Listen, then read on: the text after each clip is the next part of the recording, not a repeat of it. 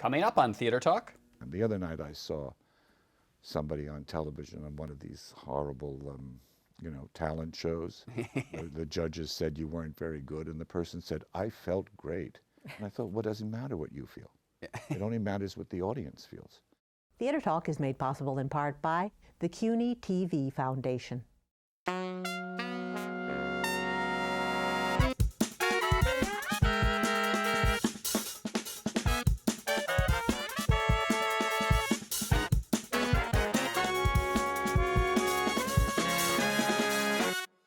From New York City, this is Theater Talk. I'm the show's producer, Susan Haskins. And I'm Michael Riedel of the New York Post. So, Michael, it is the year of Terence Rattigan. Yes, Terence Rattigan is one of our favorite playwrights. He wrote Separate Tables, the Browning version.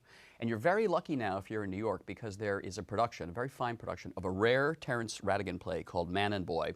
And I got to say, one of the reasons, maybe the reason that it is so spectacular is because of its star. He's a dear friend of ours here at Theater Talk, one of the great actors, I think maybe the great stage actor of our time, Frank Langella. Thanks, Michael. Welcome back to Theater Talk. Hi, Susan. Thank you. Now, I know that you're a fan of Rattigan, too, and this play has kind of divided the critics. Some people like it, some people don't. Can you tell us a little bit about the play and sort of make the case for it? Well, the thing about the play I love more than anything else is the father-son story, even though it's sort of sold as a Wall Street story. It's I think a universal story about missed love, about a son very much needing a very strong father figure to see him and notice him, and a father unable to feel, or actually having made himself not feel and not love in order to live the life he lives. And I think that notion and idea that everybody has about preventing themselves from loving because it gets in the way of something safe for them and selfish for them is very powerful in human beings, and that's what I find most exciting about this. And we should say that you play a Wall Street financier, which reminds everybody of Bernie Madoff, because at this point his entire... And we look so much alike, don't we? Because when the play begins, his entire empire, which is a fraud, is about to collapse. And he goes out to hide out in his estranged son's Greenwich Village apartment.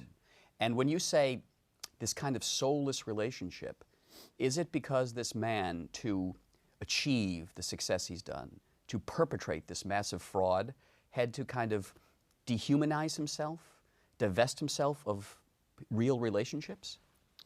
Yes, he says in the play at a certain point, to be loved and worshipped by a grown boy, and this boy above all is something I can't do. Love is a commodity I can't afford. And back to what I said earlier, I think more people suffer from this than we'd like to know, who turn away from the thing they very much want. Most of the people I know in our profession who are tough and mean and difficult and seem to be invulnerable and even rude are the people I know want love more than anybody else. And their defenses against it are so strong and so, they just push you away. And the more they push you away, the more I always sense they want someone to come up and hug them. And nobody does because they're all afraid of them and think, oh, I guess they don't want it. Yeah, who was ever going to hug David Merrick? Right, and that's, right, exactly. And that's possibly why the play means so much to me, is I sort of identify with that problem in human beings. When you say identify with that problem, when you were building your career, going to the top, was that something that, as a young actor, a movie star, one has to do? Well, I was an immensely vulnerable kid. Really, I cried at the drop of a hat. I wanted love as much as the boy in this play does from my parents and from just about anybody, which is why most people become actors. You don't become actors for the love of the craft. You become it for the need to be loved. And then eventually, if you're lucky, you begin to understand what a respectable and noble profession it is, and you fall in love with that part. But in the beginning, you really just want to be loved. So there are elements of both the father and the son in me.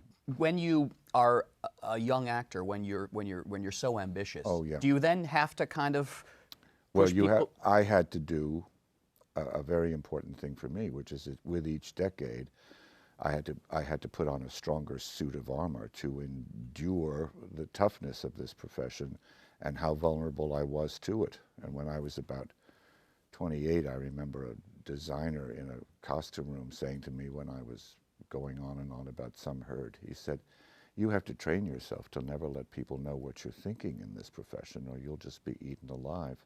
And it was very difficult for me because I was vociferous and open and very much and also I was arrogant and very opinionated. So I was a mass of all those contradictions. Your description of yourself, though, it does remind me of this character that you are playing so much in the play, that you, in order to do what he has to do, he puts on this suit of armor and lies to everyone. His suit of armor has been on for decades and decades and decades. It took me a lifetime to get mine in place.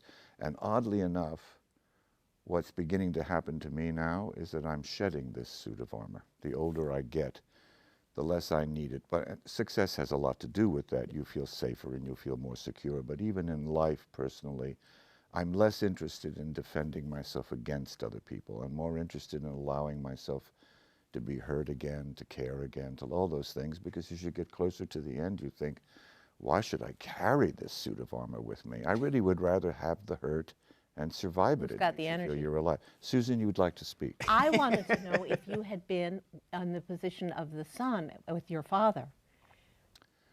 Yes, but not to the degree, no. Yes. But my father was an enormously successful businessman and somewhat remote, but not as bad as Gregor, no. But yes, I think, you know, there are very few sons who will tell you that their fathers were totally loving, totally supportive, and totally always there for them. And those sons are usually very, very solid and healthy men.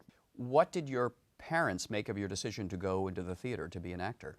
Father, totally supportive, because I think he wanted me to move away from a possessive mother, and mother scared and, you know, upset about it. But then the moment she saw me on the stage, she understood that was what I had to do. And they lived long enough to see your Yes. success? Yeah, they lived they died when I was in my 50s. So, Oh, well, then how wonderful they got to see yeah, it. they did. Frank, when you came into the green room, you asked me when I had seen Man and Boy, and I saw it during the press preview period, and you said, oh, it's very different now. Yeah. So then this makes me wonder, are you changing your interpretation during the run of the play? Yeah. I'm actually changing it during the performances. During the of play. performance. And I don't mean that facetiously. If you saw the play, I'm very grateful for the reception I've received, but had anybody seen it in the first 2 weeks of previews, they would not have been so complimentary. I had no idea where to go. I was very much at sea and trying very hard to figure out, should he have an accent, should he not have an accent?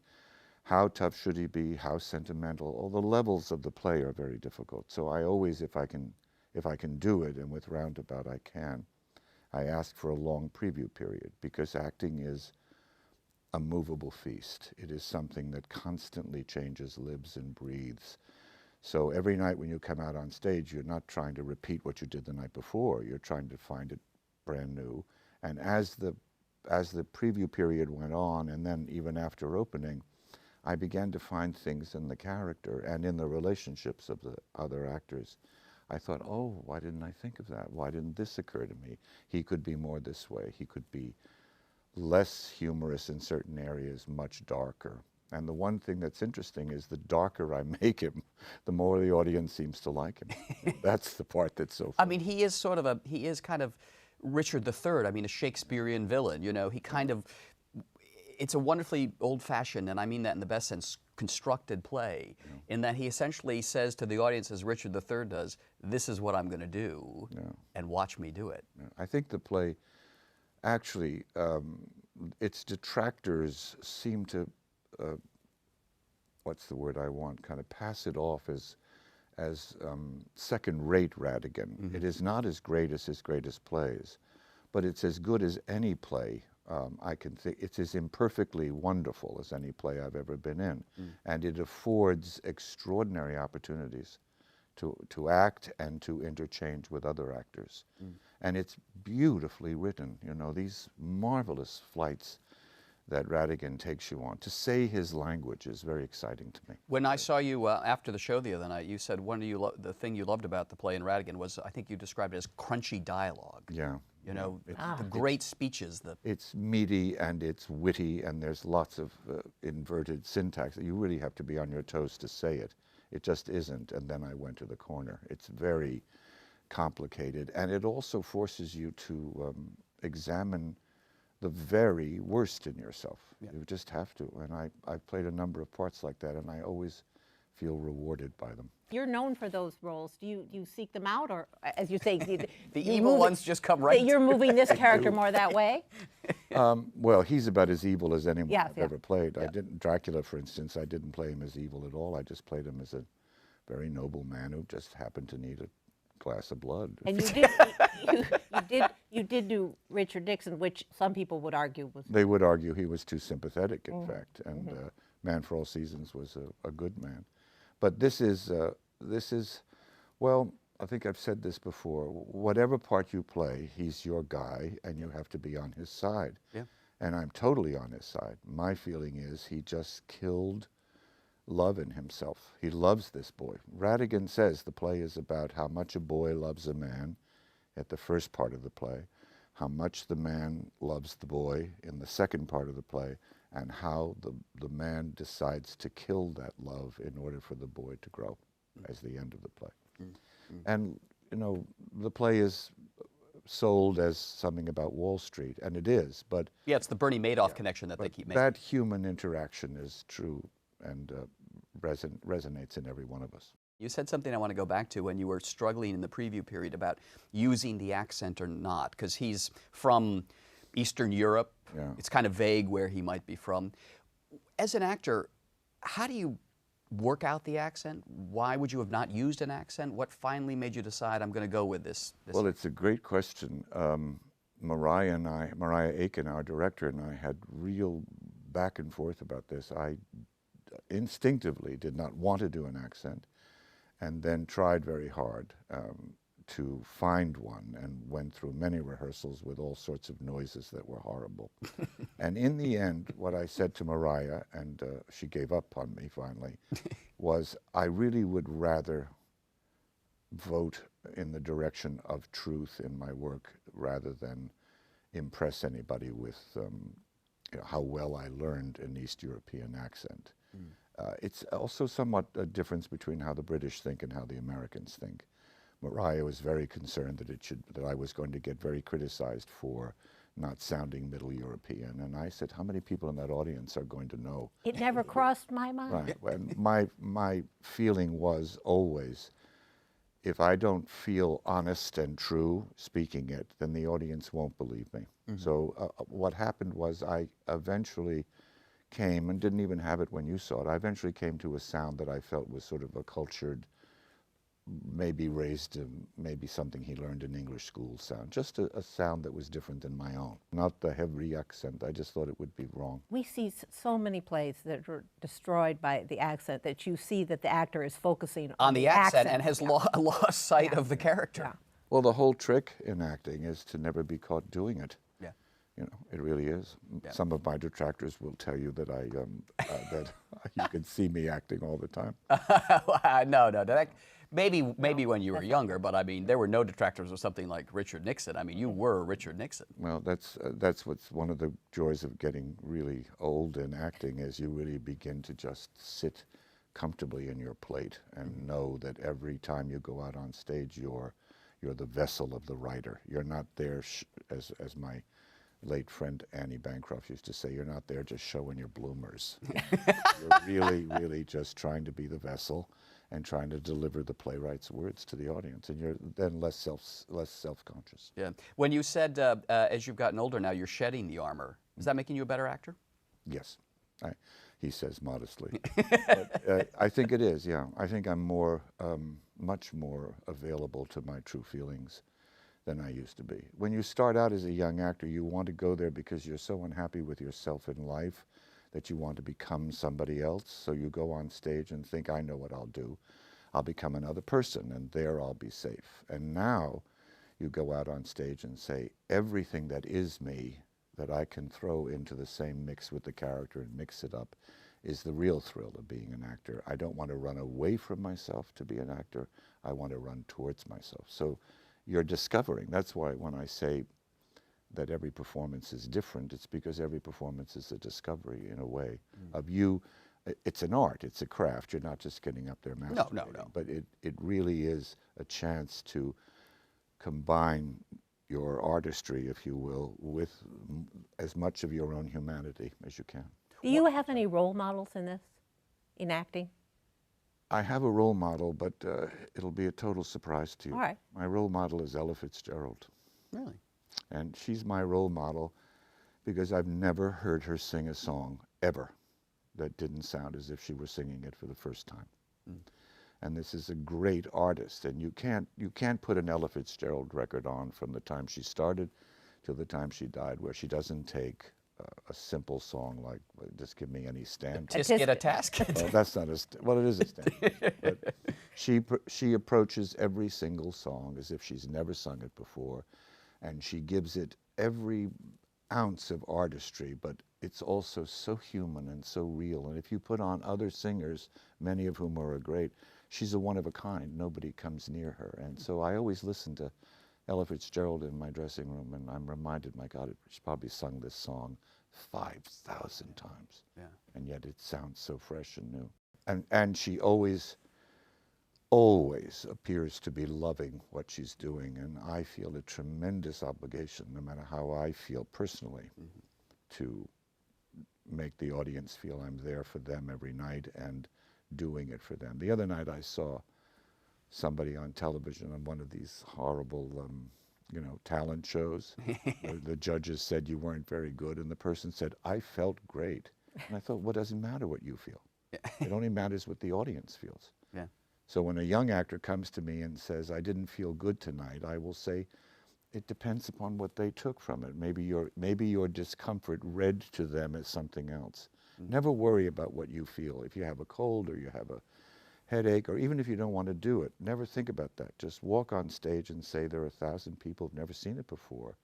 And whatever's going on inside me should mean nothing to them. They've paid money. They haven't paid it to see you muzzle around in your own pain. Take it and make it art and give it to them. You know, we had Dame Edna on here once. Oh, yes. And she was complaining of toothache. And she said, but you know, old Dr. Footlights always makes it go away. And she said, well, no matter how you're feeling, how sick you are, when you walk out on that stage, Dr. Footlights is there. Carol Channing calls it Mother Theater. It heals. No matter what it is, by the end of the night, you're feeling much better. Yeah. I wanted to ask you something about craft, as you were saying, because we don't see a lot of Terence Rattigan plays. We don't see another writer I love, Shaw, plays here. And I wonder, you are one of the few American actors who can do this kind of complex, complicated dialogue in these plays. Why is it that you're a great actor, but why is it that so many young actors today just can't pull off this complicated language in these great English plays? It's not required of them. It's not that they can't do it. It's just not required. No teacher is teaching it in heavy doses. No casting agent wants it. No agent wants it. An agent will say to a young actor, come on, don't do this Rattigan stuff. You've got to be free in order to get a job on LA Law, or I'm dating myself, whatever the current legal show is or the cop show is. So a young actor coming into the business has a very different world to face than I did. I came in 1960. So every night I went and saw George C. Scott, Colleen Dewhurst, Mildred Dunnick, Joe Van Fleet, Jason Robards. Doing the great roles. Doing great roles in Inge, William Shaw, Moliere. I saw actors doing it, and I wanted to do it. But nowadays, young actors don't see much of it, and when they do, they see it rather badly done, I'm afraid, and rather stuffy. Yes, but kind of provincially. And provincially, or way too grandly.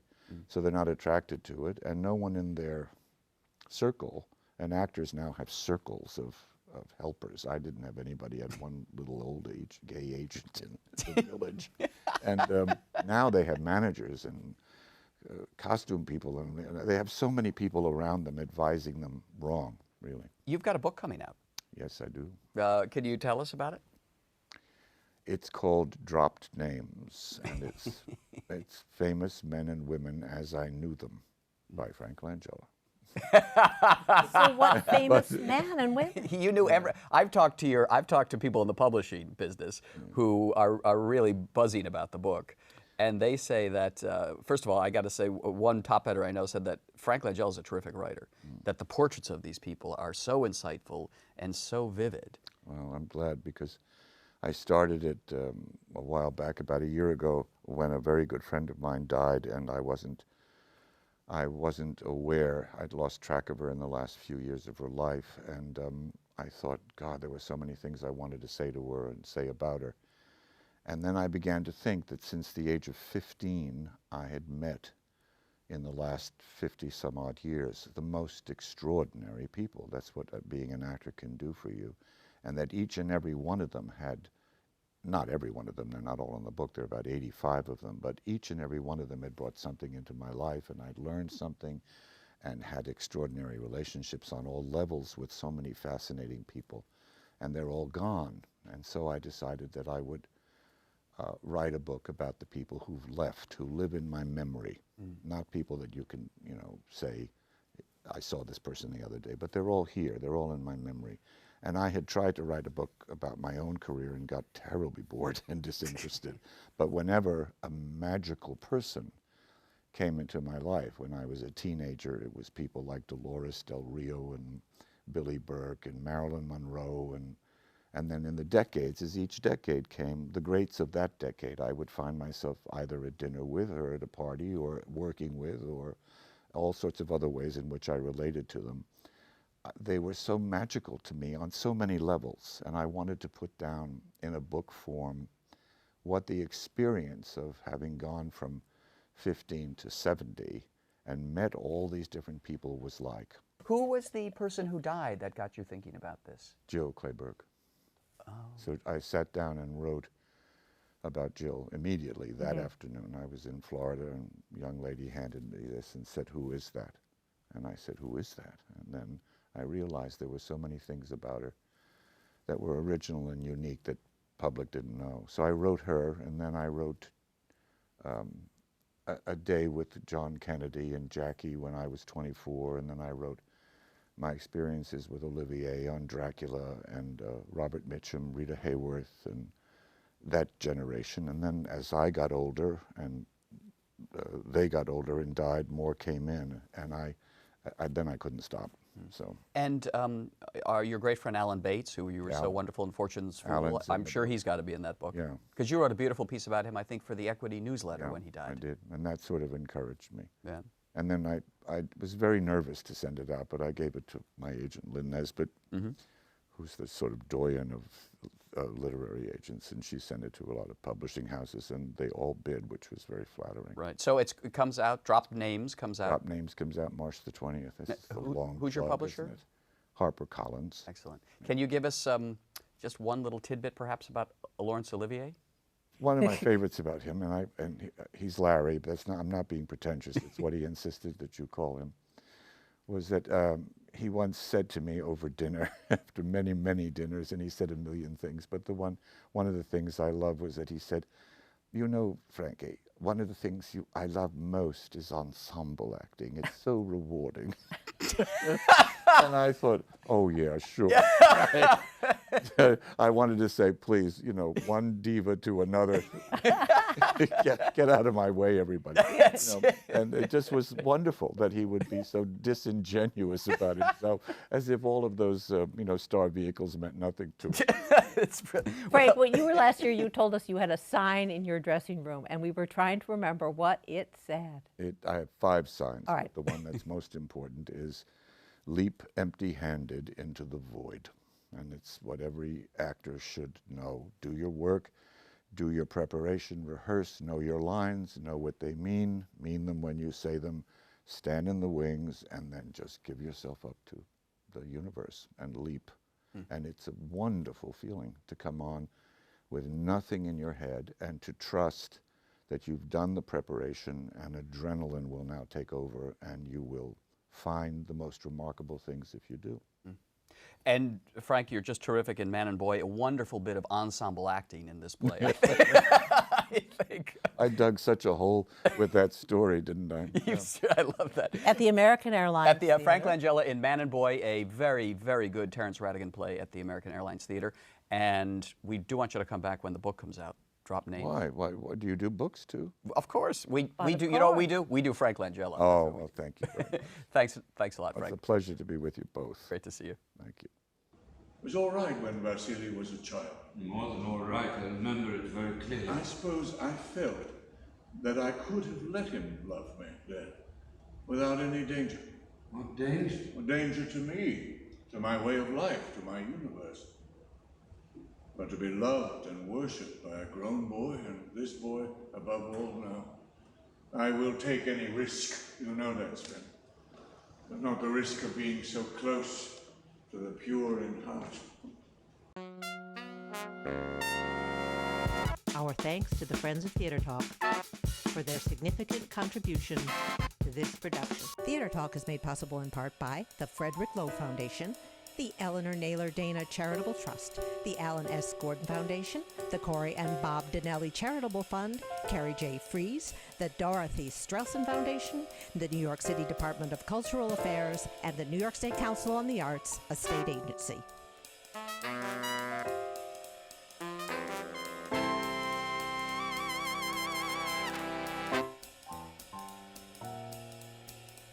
We welcome your questions or comments for Theater Talk. Thank you and good night.